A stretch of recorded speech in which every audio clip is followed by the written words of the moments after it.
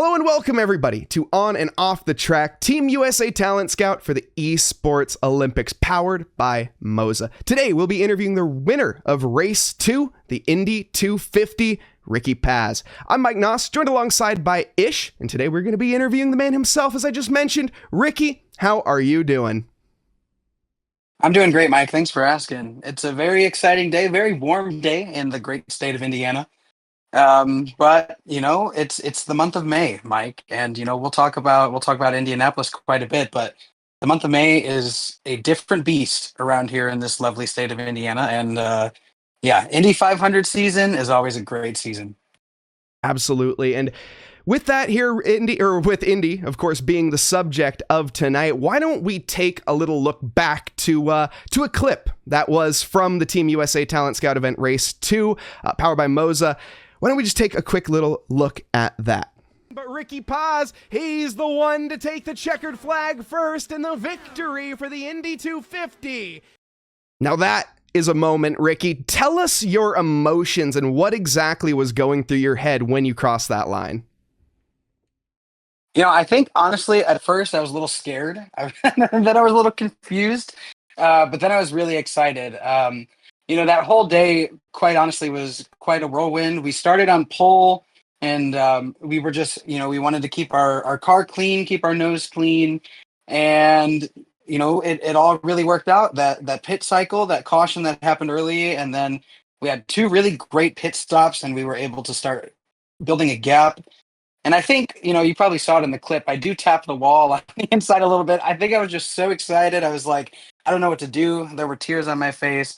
Of course, the video on the internet of me drinking milk. It's not every day you get to win one of these things. So I was really, really excited, Mike. And so really, really good competitors in that field. So quite an honor to race them and to come out on top. Hey, Ricky, it's great to hear what you felt. And we know this wasn't just any race. This was part of the Team USA Talent Scout event powered by Moza on the road to the Esports Olympics in Riyadh 2027. So tell me, Ricky, how does that add to the weight of the moment for you potentially being able to compete in the Esports Olympics? Honestly, it's really breathtaking, Ish. Thanks for asking the question. I was really nervous, I think, because I didn't start out in esports. I didn't start out in gaming, and I had to kind of build my way up. I started gaming in 2020. I started iRacing in 2020, and I get to wear my Valpo jersey. I was an alumni of a college that gracefully accepted me into their esports program, and I got to craft a sim racing program. So, I've done a couple of events here and there, but I never really thought that it would go to anywhere. And I got an email the week of the Indy event, actually, from Moza, that Moza was sponsoring the road to the 2027 Olympics in Riyadh. And I thought, man, it would be really cool if we could just sign up and we could race and we could see what we have. And it was honestly just a dream come true. And I'm still, I think, at a little bit of loss for words because I'm still learning how to use this thing. I'm still learning how to turn the wheel and drive. And I've been a fan of motorsports since I was a young kid. So to have my own moment that you see on the TV, to have my own moment, to drink the milk, to drive one of these Indy cars on iRacing. Thank goodness to iRacing for having these competitions. It was honestly just breathtaking, and I'm so grateful for all the people that helped me get here. I'm thankful for Moza and I'm thankful for Init Esports to put on this event. And I mean, I'm still excited. I'm still on cloud nine. I can't believe it's real. I still think it's a dream. Like someone's got to pinch me a little bit. Like, how did this happen? So it is honestly breathtaking. I think that's the one word I could use to describe the whole thing. Thank you so much for sharing what you felt and what this means to you. It's great to hear how much it means to you, and the weight it carries for you and what sim racing means to you. Thank you so much for sharing that, Ricky. Now, Ricky, one of the comments you made there was a big thank you to Moza. And I know that you had mentioned to me beforehand that you have a Moza R9 wheel. Now, myself here, as you can see in the background, I got the Moza R5 bundle, which I absolutely love. Listen to these flappy paddles. Oh, sounds great. I hope that came through on the microphone. Paddle ASMR, you gotta love it. Very That's awesome right. bundle. Highly recommend folks checking that out as well. But of course, with that, we often talk about the quote that is, it doesn't matter what equipment you have, when it comes down to the lower tier wheels compared to the higher tier wheels, which I completely agree with. It doesn't matter to a certain extent. But when you get to that R9 level, once you get to that very top tier sort of equipment, what sort of difference does that make when it comes to the tenths, the thousandths, as well as just the feel of traveling 230 miles an hour in an Indy car? It's a completely different feel, Mike. Like I said, I started out in 2020, and I started out on just I think a Logitech wheel, and it's just about 2 Newton meters. And I thought, yeah, this is pretty cool. Like you start out, and you're like, all right, turn a little bit, turn a little bit. And all of a sudden, I came to the decision. I was like, I need to get something better, and I need to get something that helps me be competitive. And so, when I was searching for the market, I was searching for a company that I could use multiple wheel rims with, a company that I could have upward mobility if I wanted to get a heavier wheelbase, and something that was really reputable. And I think Moza was easily at the top of my list. And when I picked up this KS wheel, I mean, you got the camera on, so I'll show you. When I picked up this KS wheel for the first time, I mean, you got to look at it. Like someone who loves open wheel cars, who loves formula cars, I'm like, so many buttons. I can push buttons. I can turn knobs. And at a track like Indy, when you're using all of the tools on the Indy car, I mean, this wheel rim was extremely helpful. As far as the wheelbase, 9 Newton meters is no joke. I think I gained quite a bit of muscle since I switched over to the R9. Um, and it's honestly just a different feel. You said traveling 230 miles an hour. I have never felt any equipment that gave me as good of a feel driving the IndyCar as Moza. And I've got friends in the community, so I've tested Logitech, I've tested Fanatec, I've tested Acetec, and I think that Moza for the price range and the quality of the equipment and for everything that you're looking for, I couldn't be happier. And I'm looking forward to expanding my rig over the years. Yeah. No, I couldn't agree more, especially myself. You mentioned that big old 9 Newton meter. I had the pleasure of driving on one very recently as well. And while I love my little 5.5 Newton meter beast here, I got to admit, I'd love to get my hands on an R9 at some point. So certainly on the bucket list, Yeah. but I got to say, it is incredible to see the level of equipment and the amount of technology that Moza has been able to develop. And of course, well, Ish, I don't know, I'll throw it over to you now.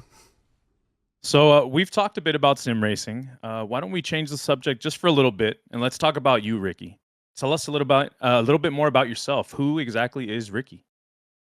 That's a good question, Ish. I'm figuring that answer out every single day.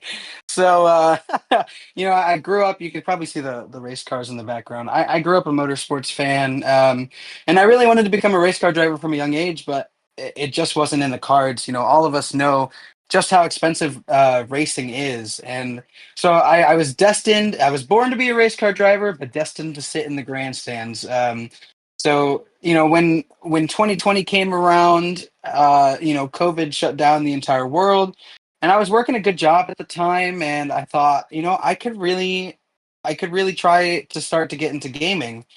And at the time, it was, NASCAR was doing iRacing invitationals, IndyCar was doing iRacing invitationals, and I was seeing these professional racers race on the sim, and they were struggling. And I was like, it must be hard. I want to try it. So I went out and bought my first PC, bought my first wheel, bought my first setup, and I tried it, and I was not good. I was no good at all. Um, but I put in the practice, I put in the work. I mentioned Valpo. I started my undergraduate degree. I'm not, a sports person, or I'm a sports person, but I'm not an athlete in any way. My day job, I'm actually a professional, or I'm studying to be a professional conductor. So I'm a musician by my day job. Oh, wow. And so to kind of to kind of do two completely separate things, and get the opportunity to, when I went to college for my music degree, I looked, and there was an esports team. And I have to thank Tristan. Really, Tristan was the head of the program at the college I went to, and he was very supportive of me starting the program. And in 2021, it was just me. I was the sole racing person, and we had found a specific league on iRacing called the Collegiate iRacing League. And we started there, and there was a whole bunch of colleges from across the United States and some in Canada. and we all competed against each other. We would trade paint, and that's really where I kind of cut my teeth, where I got my start. And so I've been with the Collegiate iRacing League ever since late 2020, early 2021. So much so that I'm a member of the admin team now. So shocker, this might shock you, but I run the IndyCar League for the college level. No shocker there, I think. So I started that, and my first ever pro esports event. And now you got to remember, like, I'm just a kid. I'm 23 years old. I'm sitting in my bedroom now. I moved back home for the summer with my rig, and I'm like, wow, I don't know what I'm going to do. And I got a message from Delara, AK Esports. They run an invitational in the summer for IndyCar. And that was my first ever professional esports event. And we ran the IndyCar at Indianapolis. And I ended up getting wrecked. It didn't work out the way I wanted it to. But that event kind of lit a fire under me and said, this is something that you could do. This is something that people are it's an invitational. You're getting invited to do this thing. See if you can do it. So I started streaming. And I started kind of building myself up. I started meeting a lot of people in the sim racing community. And, now I mean, I'm no big time streamer by any means, but I've got a following, I've got a good group of friends, and I still enjoy doing this, and I think that's the biggest key to someone who's doing a hobby. Because like I said, my day job, I wave my arms around, I play music, and I listen to a lot of Beethoven, and I enjoy that. That's my day job, and that's what I love to do. But it's nice to come home and do a second thing really well, and be able to stream and be able to hang out with friends, be able to meet new people. And I'm just excited. This journey's just starting for me. I have no idea what's next. But I'm so excited to, meet new people and bring people along the way. And I think that at the end of the day, that's the most important thing about this for me, is this community has been so nice, so awesome. And I just honestly I can't thank all the people that have supported me enough. And so thank you guys as well. Thank you, Ish, and thank you, Mike, for putting this on.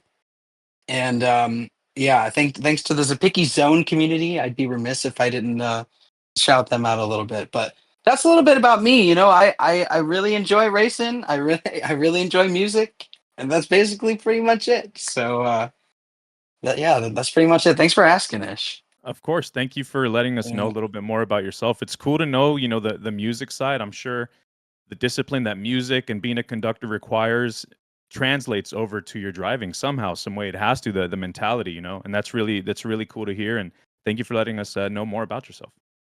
absolutely. Thanks for asking. Yeah, I think you bring up an interesting point as well. The music side is so difficult at times because it requires, like you said, such an intense amount of discipline, and Hmm. having to start from the ground up. I think we all hear infamous stories of, like, when kids are first starting to play instruments, it sounds really, really kind of rough. But Yeah. one of my mentors in life once told me that that was the most beautiful sound because you knew that they were practicing and you could imagine the potential that they have in the future. And so while I'm figuring out the potential of my music career, I sort of started the same with my racing career. You start out in iRacing and you're a rookie license, and I was racing, probably ovals, and I was racing the Legends car, or maybe I was racing the F4 car, and I would finish last, or I'd crash on the last corner, and I had to remind myself, I'm just starting, and you don't know what's next. And I think every day is this opportunity of, you can really do something. When I found out about this opportunity, I thought, oh my goodness, this is the next opportunity. This is the next step.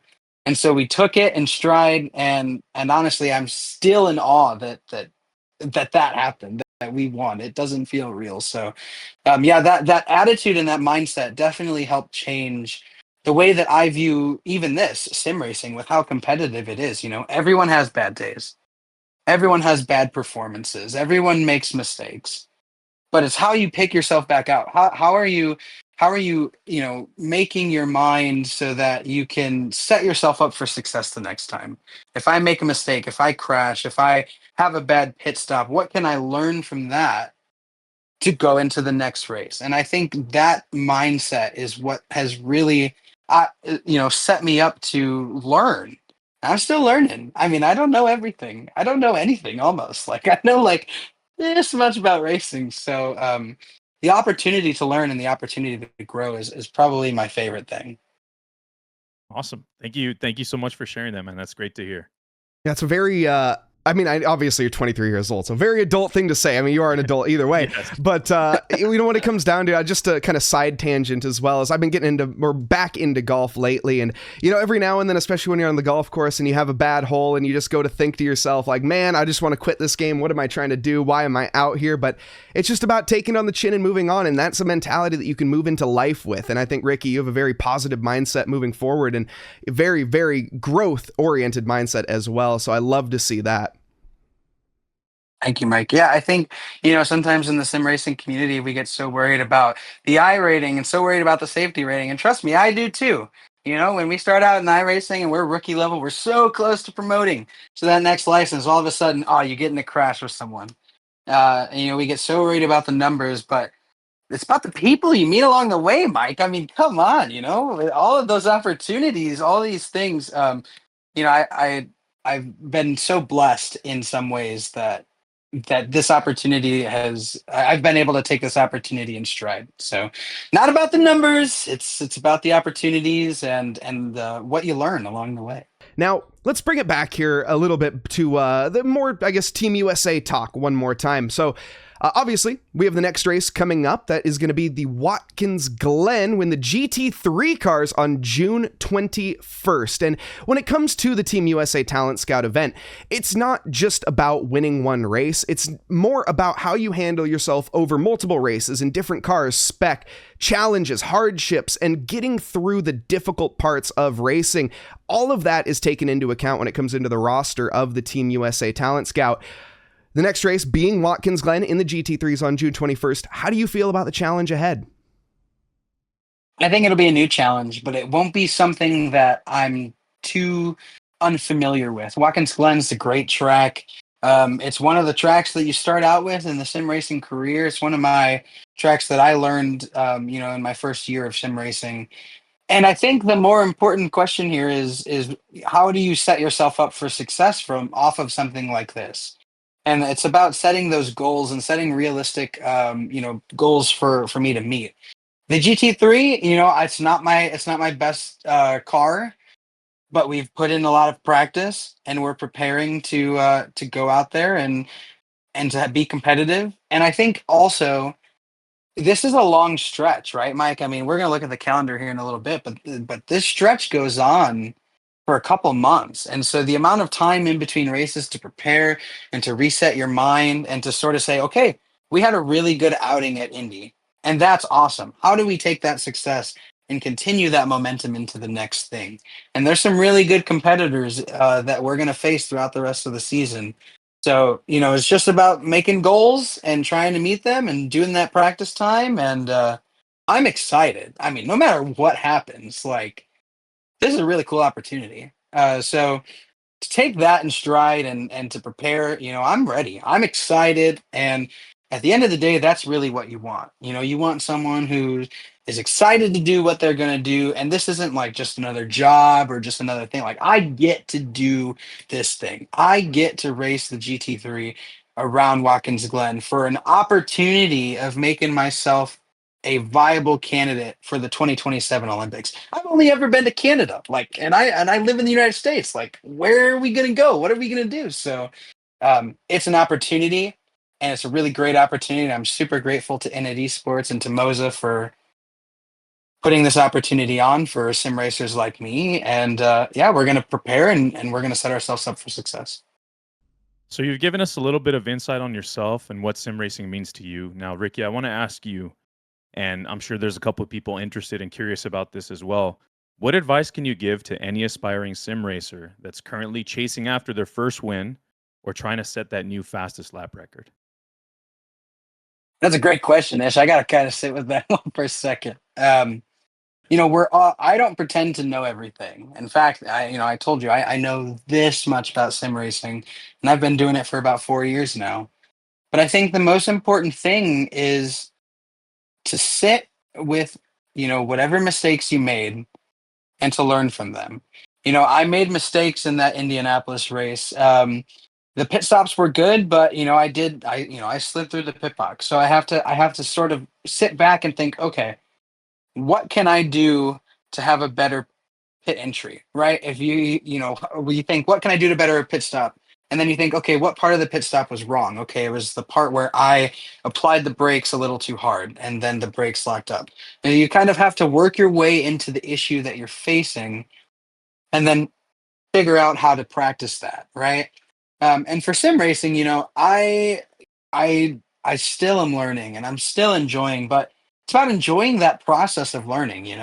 It's so easy to get so frustrated and so angry. Oh my goodness, I got crashed out, of NASCAR at Daytona or something.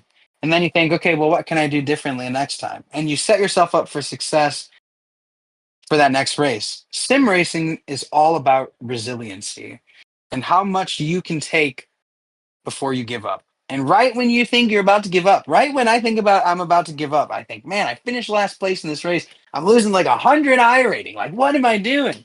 I'm this close to giving up. And I think, what if I just try one more? And what if I try something different? Or what if I try a different racing line through this corner? What if I break a little bit earlier? What if I break a little bit later? And that parity, that working with, it's a dance, working with all these other people on the track. It's really all about that mindset. How much more can I take? How much more can I learn? How much resiliency do I have in my sim racing? And so that biggest tip is to just be resilient and to just try and keep going. When you think you're about to give up, don't give up. You're this close, and every race, seriously, every race is a learning opportunity. That's how the best of the best get to be what they are. Just because I won a race doesn't mean I get to say, oh, that's it. Like I won. Like I know everything. I don't. And there's always ways that I can be better. And so the better the people that are better, you try and learn from them. And also, I think the biggest thing for me is like this personal aspect of, I have like this heart that wants to help other people. When I started the sim racing team, I wanted to help other people and I had to coach other people. And the biggest thing that I always told them is it's not about winning the races. It's not about, how fat you have the fastest lap. Like those are great things. Those are great incentives and those make us feel great. But it's about what can you learn from that to be better for the next time. And that's how the best get to be the way they are. And that's the mindset that I carry into all of my races. And I have to say, that's such a beautiful mindset to have. I know Mike said it earlier at such a young age, because it's not easy to see things that way. It's much easier to quit right away after crashing out, getting spun out first lap. We all know how the first corner is. We all know how the first corner goes. That's right. You know what I That's mean? right. And it's easy to give up. It's easy to get frustrated. But like you said, it's about that resilience. It's about pushing forward, not giving up. And you keep saying thank you to us, but we want to thank you for participating and for speaking with us and sharing these moments with us and letting us know a little bit more about yourself. Thank you, Ish. Yeah, I think it's a really great opportunity to see what the new youth of sim racing is. There's a lot of really young people in the sim, and we talk about it all the time, right? You see in NASCAR people that started on sim, like William Byron, or all these people that started on sim racing, getting places. That's this next generation, and that's all of us. And while I'm not going to say never. I'm never going to say never, but you think someone like me who's sitting in their bedroom right now, could practice on iRacing and could get a job and then could go out there and win the Daytona 500. Go win the Indy 500. I mean, that's what we just did. And that same emotion and that same excitement is through all of that younger generation. And to be a part of fostering that youth and to be a part of that youth as well, because, I'm still only 23, I'm still a baby. Um, to be a part of that youth and to create something different. We're really trying to take, the next step in racing. And it's just really exciting. It's really exciting. It's hard not to smile, hard not to be happy about it because this is more than a game. This is more than a simulator. This is more than, you know, anything that we're doing here. This is the chance for me. This is the chance to put a target on my back and see if I can't be a representative of Team USA in the 2027 Olympics. For someone else, this is the start of their journey, and maybe they'll go and they'll get a professional race car job. and they'll go drive for a professional race team and they'll go win the Indy 500 someday. That could be any one of us. And I think that that's the most exciting thing. And that is just, it's beautiful in so many ways. So thank you. I think that's a really Thank good you, Ricky. point. Appreciate And it. oh, sorry. But I think that's a No, go. really, really good point, Ricky. And on that as well, I think this is a great time to mention to all the fine folks sitting at home right now that you can register for this event still. Watkins Glen is just around the corner, June 21st, but we can also take a little look at the entire calendar ahead of us for this championship.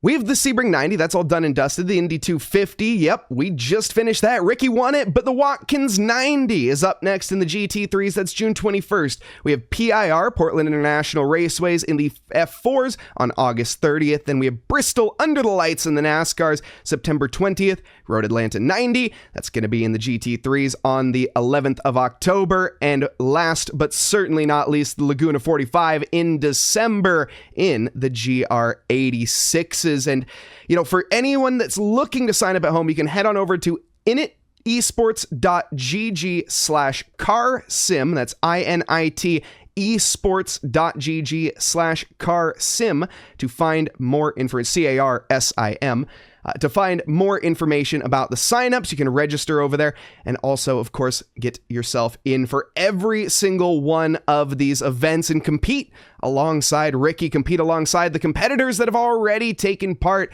and more to join so far. So a big thank you to everybody that signs up in advance, and a big thank you to everyone that is watching us as of now. Is there anything that we didn't ask you that you want to answer here tonight? Well, I do want to do one thing real quick. Y'all might have seen the video, right, about the milk. That was pretty funny. And I had a couple people say, you should pour it over your head. Not going to do that, okay? I do like my hair. It's very nice. I'm not going to pour milk over my head. But my preferred type of milk is strawberry milk, okay? Brand guidelines. We're not going to show the brand, but some strawberry milks, okay? Love me some strawberry milk. So we're going to open a strawberry milk right here. This is for you, all right? Okay, so this is for everyone. This cheers for the strawberry milk. That's some great strawberry milk. Strawberry milk is the best kind of milk, in my opinion. Sorry, chocolate is up there, but it's not my favorite. So that's the question that I wanted to answer. We went out and bought some milk for the interview. And I'm going to finish that strawberry milk after the interview. It's really good. So that's my answer. That's my answer, Mike. I did prepare this one just because, but I'm just going to quickly press a button on my little my board in front of me here, and we're just going to let it ride. It's not every day you get to win an event at Indianapolis Motor Speedway in the IndyCar. So for that, some wonderful milk. A classic. A classic. Love it. The whole How about that? gallon And that jug. I love it. the milk wasn't expired either. It was good. I just pulled it out of the fridge, and I had to laugh too because I think it was Mike who said, "Hey, you're gonna go drink some milk, right?" And I think I was so enamored with the fact that we had won the dang thing. I was like, "Oh my gosh, do I even have milk in the fridge?" So I did have some milk then that wasn't expired, luckily. So we pulled the whole jug out. Of course, I mean I live by myself. Who else is gonna drink it? So drank it straight out of the gallon. Didn't pour it over my head, like many people told me to. But that's all right. Maybe another day. Next win, it goes over the head. All right, you got my word, Ish. The next All win right. is going over the head. There it is. Ish, is there anything that you'd also like to add into this one? Nothing really. Just I'm grateful to be here. Thank you guys for taking part in this series, and thank you guys for trusting Moza, for your sim racing needs and for your training and everything. It means the world to have you guys be a part of the Moza family. Awesome. And we're going to get ready, I think, then to wrap this one up. A big, of course, massive special thank you to Moza as well as Ish and the entire team behind the scenes that put together this interview, for getting everybody in the Discord here. And a massive thank you to everyone that is watching right now, whether you're watching the VOD afterwards, social media clips, or if you are here right now. We thank you tremendously. And again, I hope everyone has a lovely evening, afternoon, or morning, wherever you are. A reminder as well, head on over, initesports.gg/carsim. Sign up for the next Team USA Talent Scout event. That's going to be Race 3 in the GT3s at Watkins Glen. On that note, I think, go Ricky. says Haley. And I think That's what right. better a way of concluding? I tell you what, Ricky, why don't you close us out? Yeah, thank you. Big thank you to Moza. Thank you to Indy Esports for putting on the event. Thanks to Hallie. We just celebrated 3 years anniversary yesterday. So thanks to Hallie. Thanks to my parents. Thanks to all the friends in chat. Big shout out to them. Huge shout out that goes underwhelmed is to iRacing for putting on the sim and all the work that they continue to do behind the scenes to create a sim and a platform that we can all compete on. So big thanks to them.